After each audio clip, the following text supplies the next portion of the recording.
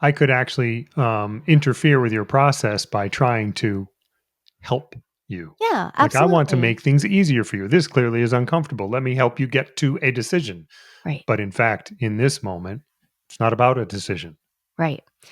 So you also brought up play earlier, and I just want to come back to that because I I like to give people actual exercises to do with Mhm. what do you do with yourself while you're so we said, okay, so what if you take these two oppositional thoughts or feelings or realities? You have these two realities. Okay, so let's sit with them. That is often the language we use. Can you just sit with that? Can you sit with those? Can we sit with Mhm. these? I I I like that idea, but I do much better personally walking with it Yeah, right, or yeah. or dancing with it or moving my body, exercising with it. But it does take some active intention to say, I am not walking away. I'm not getting up and leaving these problems. I'm not getting up and I'm going to like go for a jog so that I'm not thinking about this. I'm actually going to bring them with me on purpose.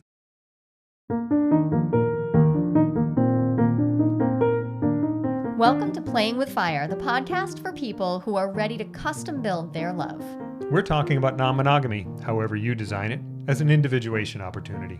Want to leave the default and make your life spectacularly you? You're in the right place.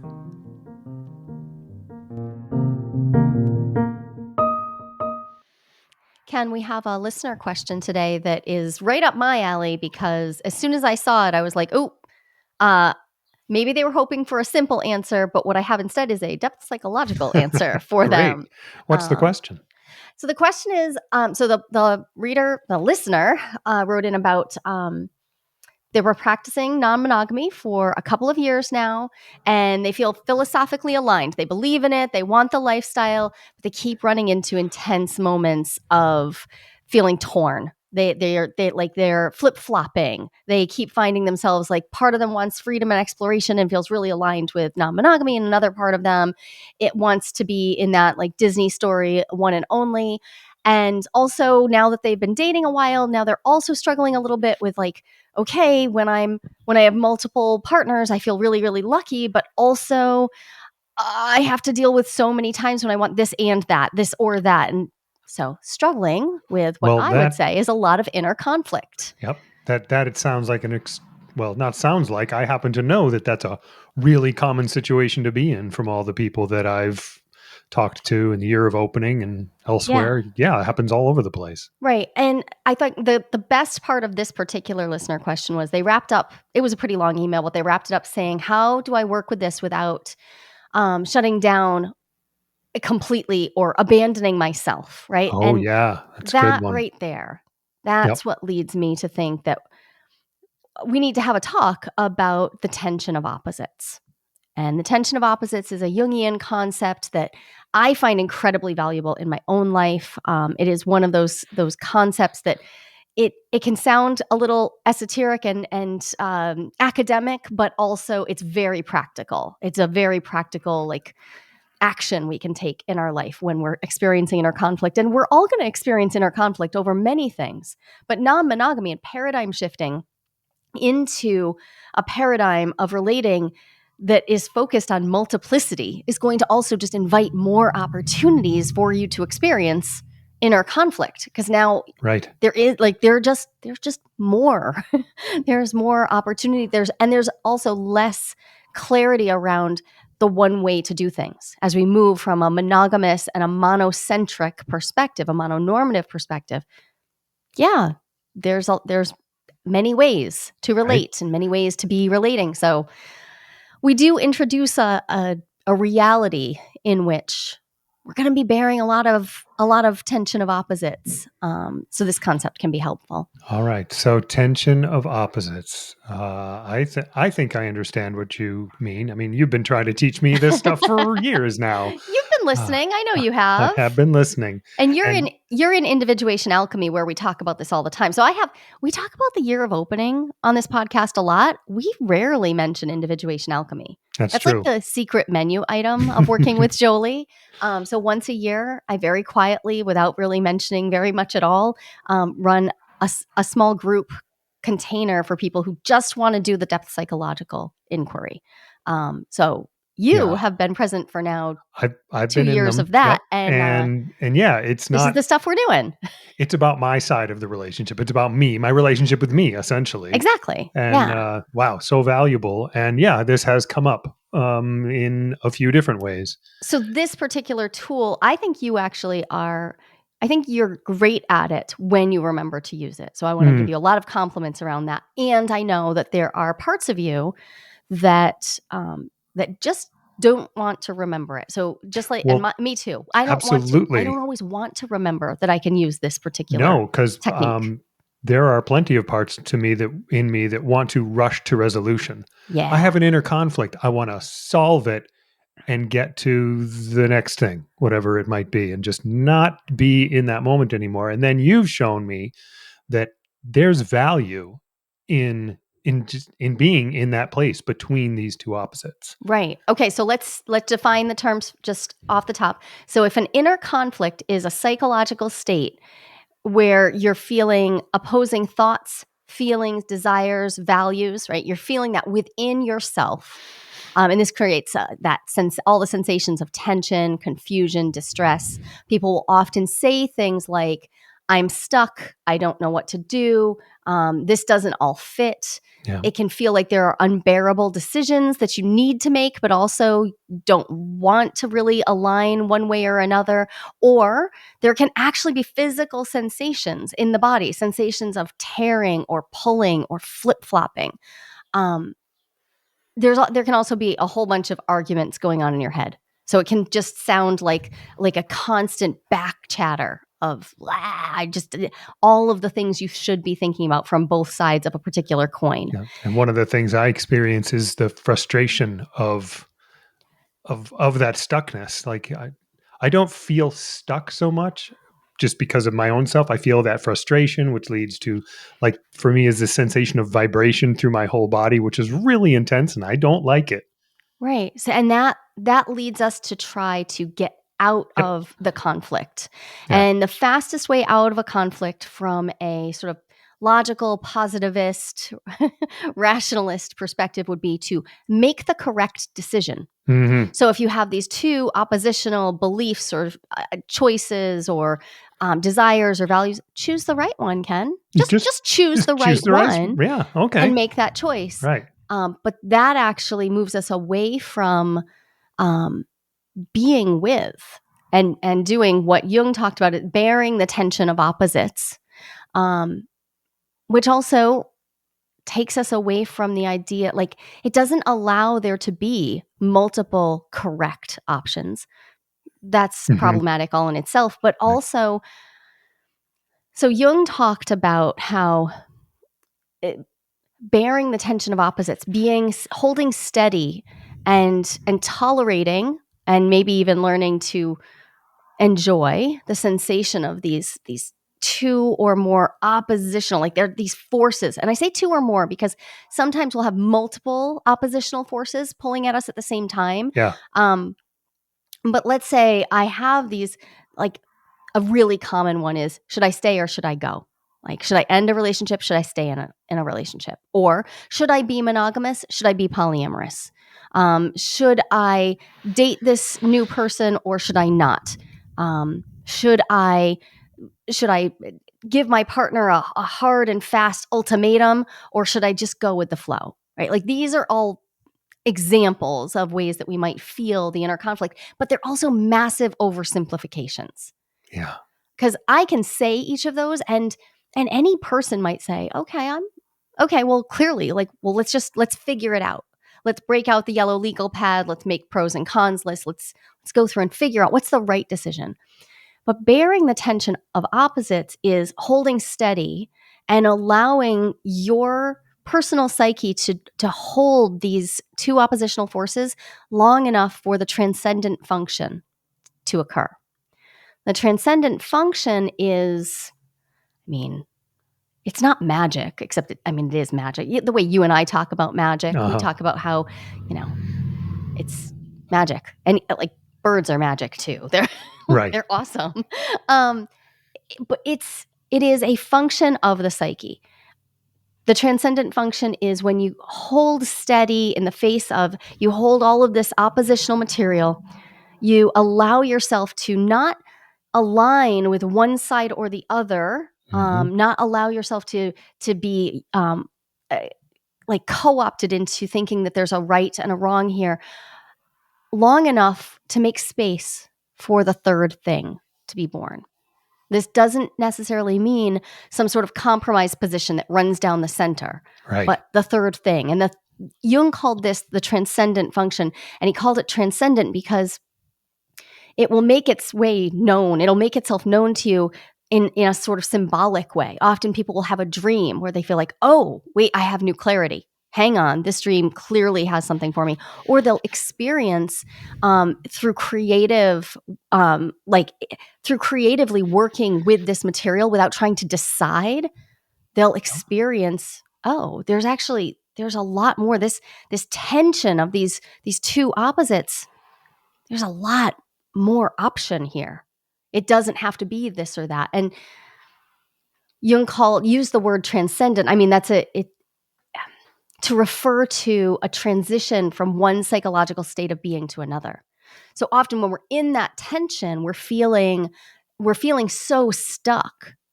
And so the transcendent function is a great way to describe what it feels like to finally feel the release of stuckness, because a third thing is born. The thing that we couldn't even imagine before is now here. This is now my existence. And that's why we call it magic, because from this state where I feel trapped between these two things, all of a sudden, it's not a trap. There are other ways out. Right. And that relief is a good word for it. So there are a couple of quotes that I use all the time when I'm thinking about or working with the tension of opposites myself, to just kind of center myself on the fact that it's not about me deciding too fast. Because my style is a very quick, discerning style. I tend to make decisions really quickly. I tend to assess things very quickly. And so the pull that I will feel to just make a decision immediately is so strong. I use a couple of quotes to kind of ground me. One is from Jung himself. It's from, I actually have the book open here. It's from Collected Works 13. It's a really simple quote. The greater the tension, the greater the potential. Greater energy springs from correspondingly great tension of opposites. Sounds like basic physics to me. I don't know. It does to me too. And right? yeah. And Jung was always in dialogue with the physicists of his time. And I think that particular quote just reminds me, like, as I'm feeling this sensation of, should I do this or should I do that? Or should I align with this reality, this partnership's reality, or that simply allowing myself to experience that tension, it's not a bad thing. It's a creative thing. So just grounding into that word, that idea, oh, right, this is me being with the creative potential that's here. So I love that. Sitting there, experiencing this frustration that I described, and you're describing that one of my options in that moment is to play with it, express about the frustration. Don't try to solve it. And that is what Jung was doing himself during his own dark night of the soul, which went on for 6 years back in the early 1900s. It wasn't a dark night. It was a dark many years of, by day, working with his clients, seeing his patients, and being a husband and a father, and which was certainly a different thing for a white European man of that time period. But, but still, like, having a regular day-to-day life, and at night, writing endlessly in journals, having inner dialogues with his inner figures, painting, making immense, like, huge swaths of artwork, painting the images that were coming from his dreams. And then during his midday break, going to the lakeside, and playing in the mud and building sandcastles.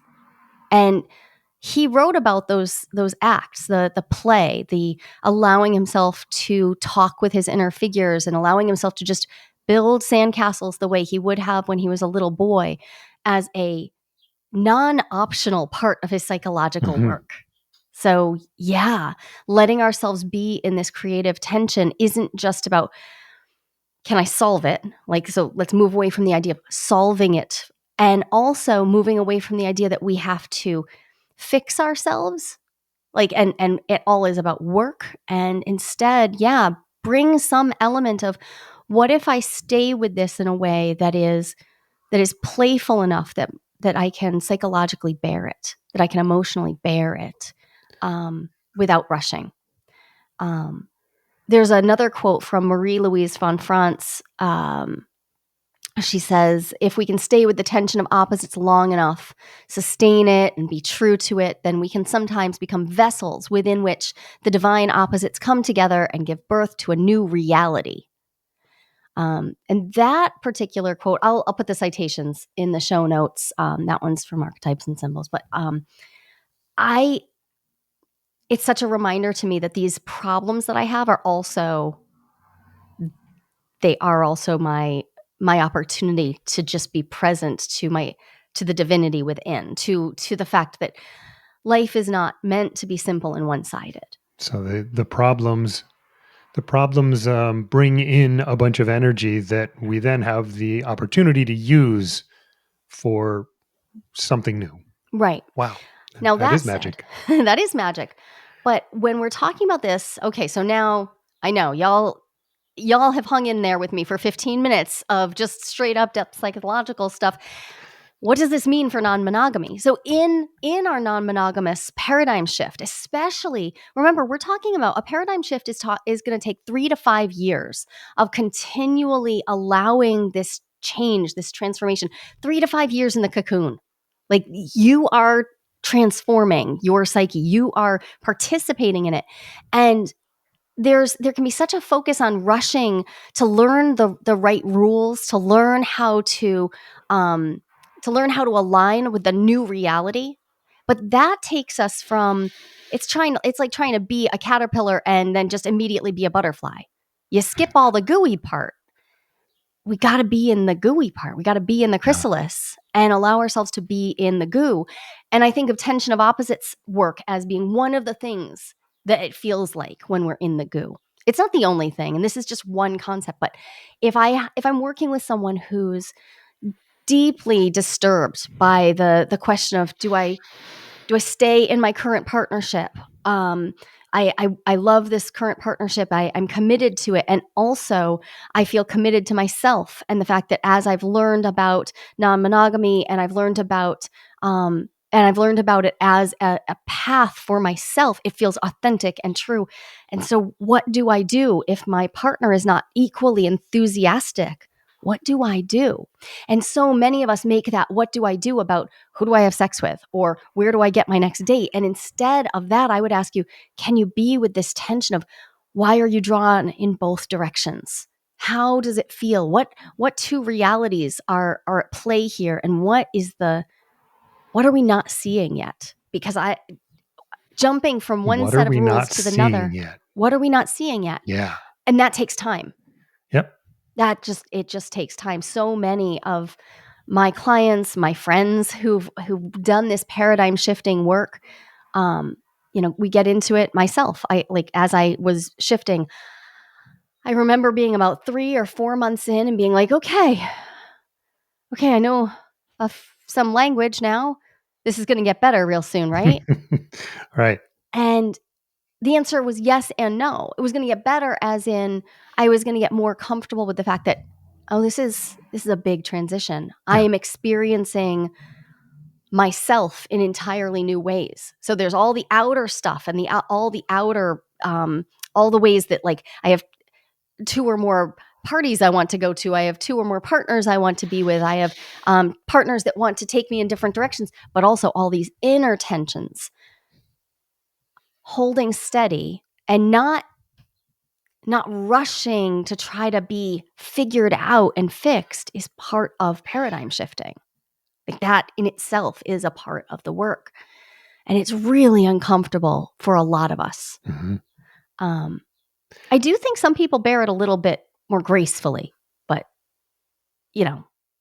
Well, it's lucky like, them. It's yeah, not me. it's like, but it's like anything else, we have our individual differences in how we experience different psychological states.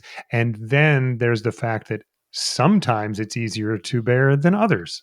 Yeah, It depends on what's going on in your life. It depends on the domain that the conflict is in for inside you. And that's all fine. That's all just how it is. right. And so I've been thinking about like what's a real good example of something like this. And I keep coming back to, so a lot of people have been raised in a monogamous culture, Mhm. and they're surrounded by monogamous stories, and the paradigm is everywhere. And then at some point they get to feeling they're in a committed relationship, they're in a monogamous relationship, and then they're saying, "Okay, this is great, I love this." And then they start having a relationship with someone else that they're like, um, "I'm not supposed to be doing this. I'm monogamous, but these things that are happening inside me, these feelings I'm having for someone, maybe they're sexual, maybe they're other kinds of feelings, but they're like, oh, this is stuff that's supposed to be part of my monogamous relationship, and that's it. That's the paradigm." Yeah. And there you go. There's a tension of opposites. From a monogamous paradigm, you can't have your monogamous relationship and also have another, certainly sexually intimate relationship. Yeah. You're not supposed to do that. There's an inner conflict. But like if you let yourself be yourself and have those feelings, like, oh crap, I'm stuck between two things that are not supposed to coexist. Yeah.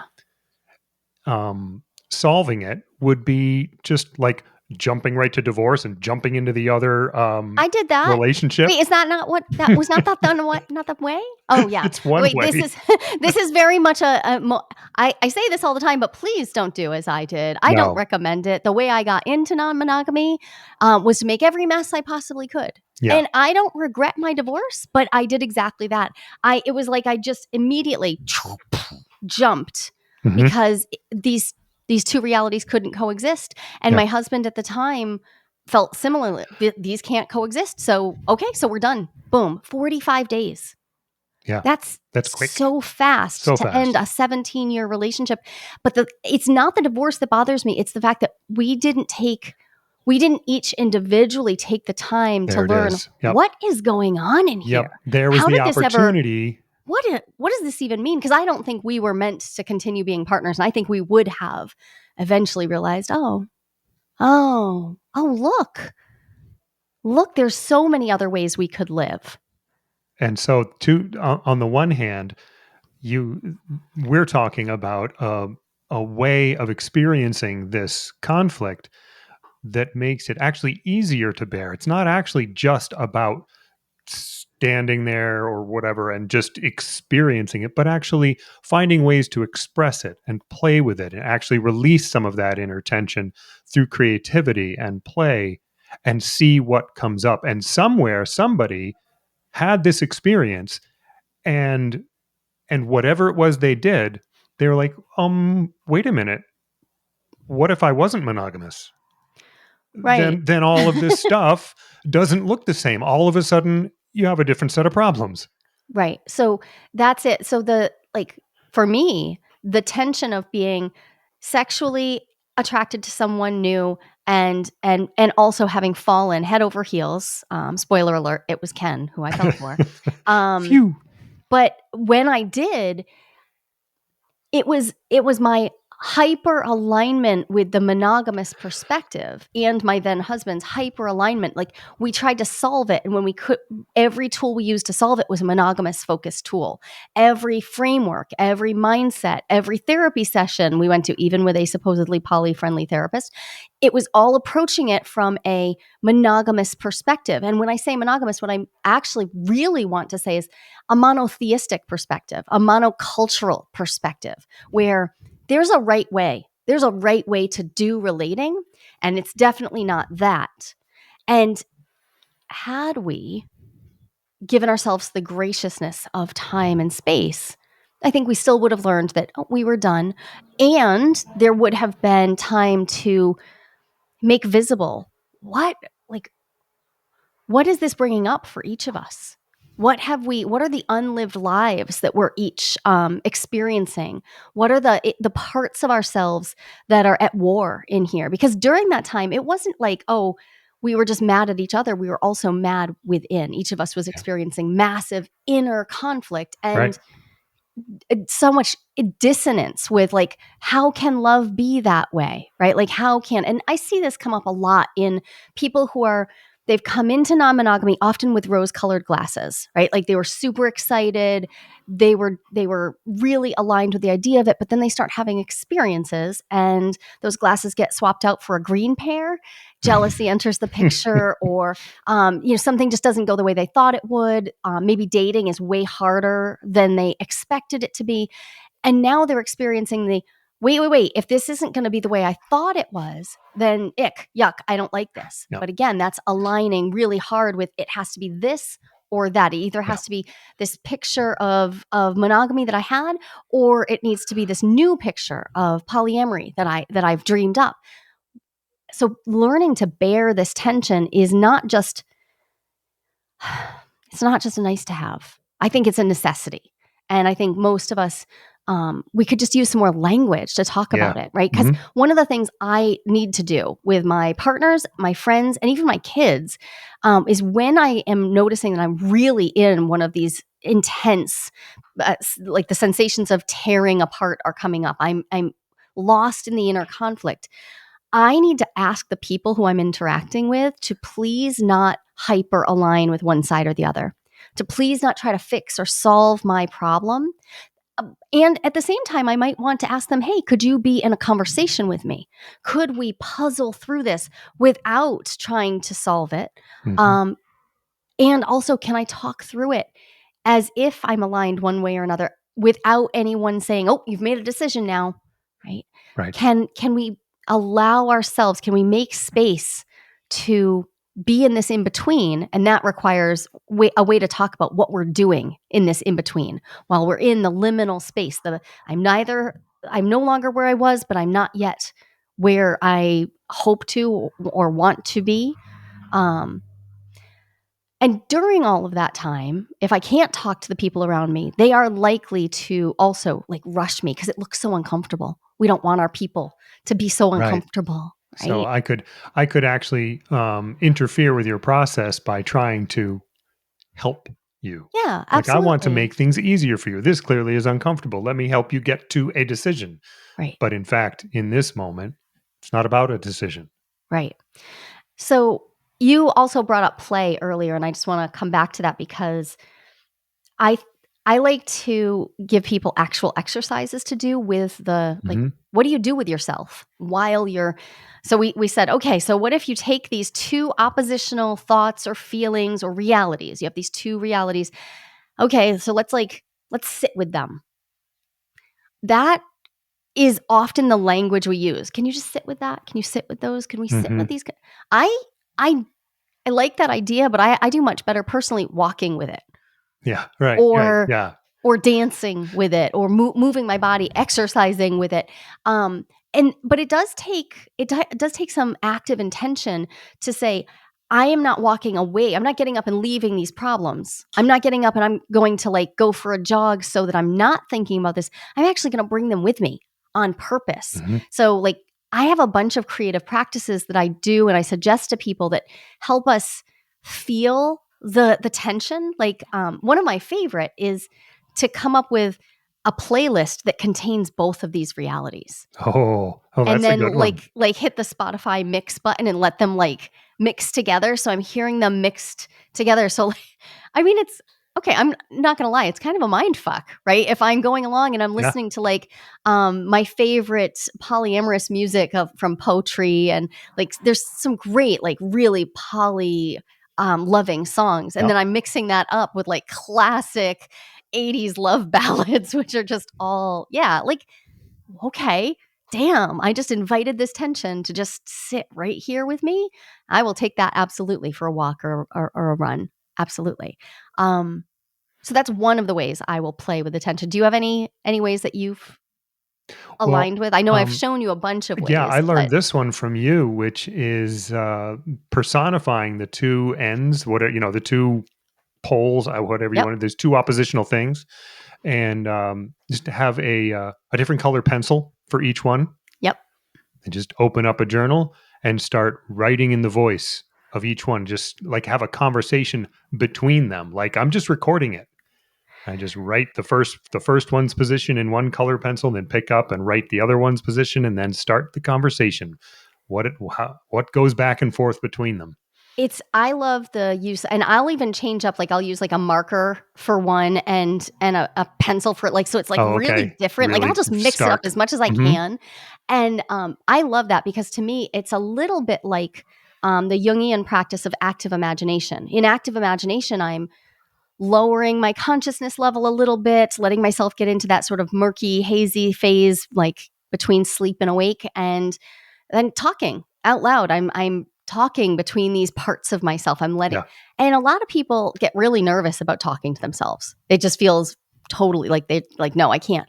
Which in a But world with AirPods is, we shouldn't even worry about that oh, anymore because everybody's walking around talking to themselves. it's true. But the journaling technique is much more comforting for Yeah. many people. And I also like that it also allows me to then get a third perspective, right? So if I'm now in my if I center myself in my day-to-day ego self and look at these two different voices, or if I center myself and I can connect to the capital S self, like my most grounded, wise, mature, I think of her as my inner grandmother, like what does she think of these two different voices? And then maybe start another journal page dialoguing between my wise, I have a very wise inner grandmother. Someday I want to be here. That sounds awesome.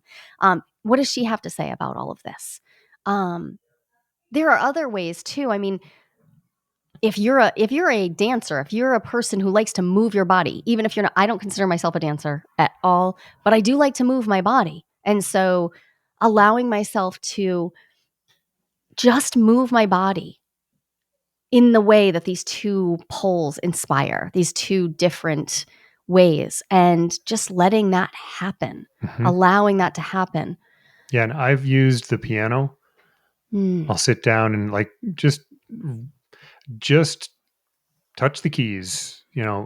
no melody, anything particular, just like get myself into the space of one of the points of view and play a bunch and then switch into the other one Yeah. and play a bunch. And I haven't yet, but I've considered recording them and then playing them together, like playing them back to back and Yeah. listening for the musical conversation between them. I love the idea of recording them. I've done that with some movement exercises. I don't do it enough, but when I have done a movement exercise and been witnessed, it's so powerful to simply be witnessed, even if the witness offers no actual Hmm. feedback. They're simply witnessing, um, and we can witness ourselves because we're all carrying around cameras and recording devices all the Yeah, time. right. So that it's another way. A few other creative options are, if I make two collages, if you're a collage style artist, I like to do paintings. I'll literally put two canvases up at the same time and just abstract paintings. Yeah. How do these two And I want to interact? point out at this point that we talk about the tension of opposites, and it's not always just two. You might Right. need three canvases. You might, but So that yeah, I the tension of opposites, the cool thing about that is like the polarity. We can feel the physical tension of this. yeah.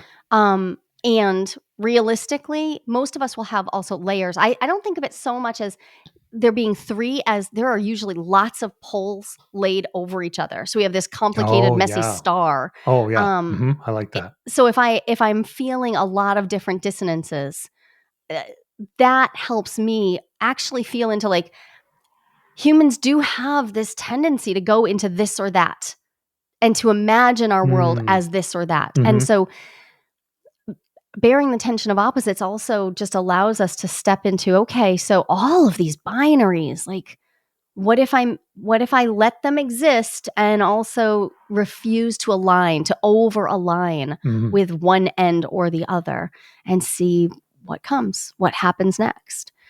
Um, Well, there are I appreciate the number of creative outlets you've described for being in the tension of opposites, it's playing with the tension of opposites rather than simply enduring it. right, right. And I Yeah. want to let me get even more practical, because sometimes I've had people who are like, "Yeah, I'm not doing any of that." Okay, do you work out? Go out to whatever kind of workout you do. What are two different ways? Like, let yourself experience two oppositional forces in your workout. Like, Hmm. what would happen? We used to do some really funny workouts where we'd intentionally have people do like really big macro movements where they're moving their whole body, big muscle groups, and then ask them to do things like thread a needle or arrange Scrabble tiles into a word. And the idea was to simply be in this, like, oh, we don't actually get to be just one thing all the time. It's meant to be playful. Another thing I enjoy doing is like looking for evidence of that, like looking for the evidence all around you that another reality is possible. So somebody might be just listening to this podcast saying, I don't know whether I'm monogamous or non-monogamous. I don't know how to make this decision. I don't even know whether I want to align with wait, I don't even want to label. Stop it. Yeah. So listening to a bunch of different podcasts talking about different perspectives on how we relate, that in itself could be a way of staying in the tension of opposites if you're not looking for one of us out here teaching about this to be right. And just let us Hmm. be voices keeping you company along the way while you let your reality form and reform. So the transcendent function happens when we also allow the symbolic to come forward, right? So one of the things we can do is simply be open to the fact that we might have a dream that has information for us while we're bearing this tension of opposites. We might have many dreams. So you can start writing your dreams down. And you could choose to work with someone skilled in dream work, but you can also work with your dreams yourself. There are some great resources for that. We can put a couple of really good resources in the show notes. Um, Also, just looking for what symbols are showing up in your life. Like, what's just start noticing. You're not going looking for them. Just start being open to the fact that you may receive more symbolic information than you would imagine in just your regular day-to-day modern life. At the start of every individuation alchemy group, I ask people to do some awareness building around like what symbols keep showing up. And so I'll have people just notice. We're just noticing. We're not trying to go find them. We're just noticing.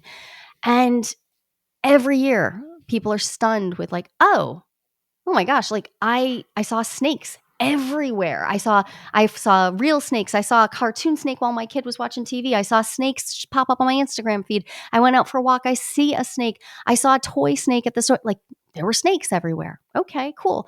From there, we can do some another step. We can work with that symbol. What does the snake mean to you? What does snake mean? Capitalize it. What does snake mean to you? Who is snake? Do you want to interact with this snake? Do you want to dialogue with snake? And I know that might sound kooky, but it can be really fun. You could also take that to another level. You could do some amplification, and you could look at what has snake meant to other people at other times. You could look in a symbolic dictionary. You can Google it. You could ask AI, what does snake mean symbolically? When we interact on the symbolic level, we still have to stay out of that desire though to solve it. Like, oh, snake has the answer. I'll just do what snake says. Yeah, right. They're just one of those voices there to keep you company. Yeah. Yeah. Yeah. And James Hillman was famously always saying, just stay with the image. So if you do experience a symbolic reality, if there's like, oh, there is this, oh, snake is here. Okay. Stay with that image. Maybe draw the snake. Draw your snake. Um, Put a snake on your shelf on your desk that you can see, and just allow yourself to interact with that energy. um it's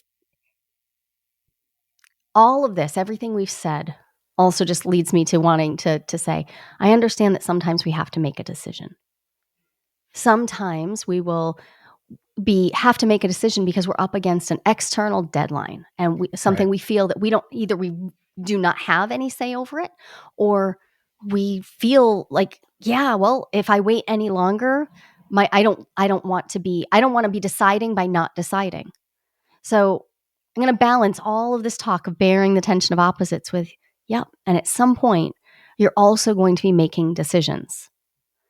And the trick there from the perspective of the transcendent function would be to not align with the idea that you're choosing the right thing or that you're making this like whole choice. What if there is a new reality? And the new reality may look like it aligns more with one or the other. Like I identify as polyamorous at this point. So one could say I chose polyamory and I resolved and I'm no longer monogamous.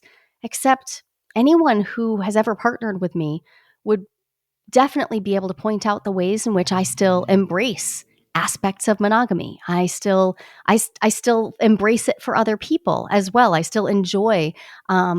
I can still thoroughly enjoy a rom-com because I enjoy those love stories as well, right? Mhm. So for me, it wasn't about having to choose one way or another or to demonize one or the other, but to Yeah. just practice.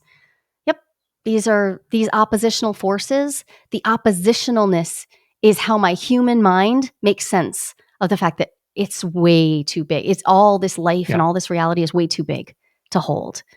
So it's another way of making sense of the vast multiplicity.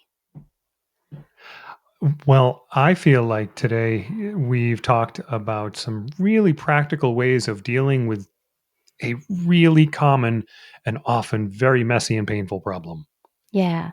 And if anybody is feeling like, okay, this was all very overwhelming, it's okay. Maybe this episode isn't like it, maybe it's not landing in exactly the right moment. That is totally Yep. okay. That's But if okay. this did land and you're like, oh, that. um, yeah, come join us. Let's talk about Year of Opening or Individuation Alchemy. Join us at one of the salons and let's talk about how you can use a depth psychological perspective to approach your life differently.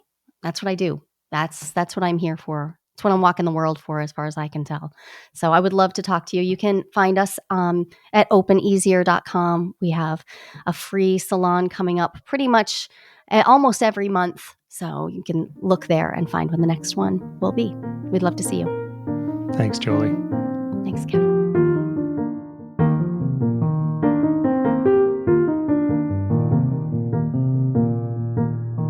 We talk to you all the time. It is absolutely imperative to me that we get to hear from you as well. Yes, please. So we'd love to invite you to join us. Join Ken and I.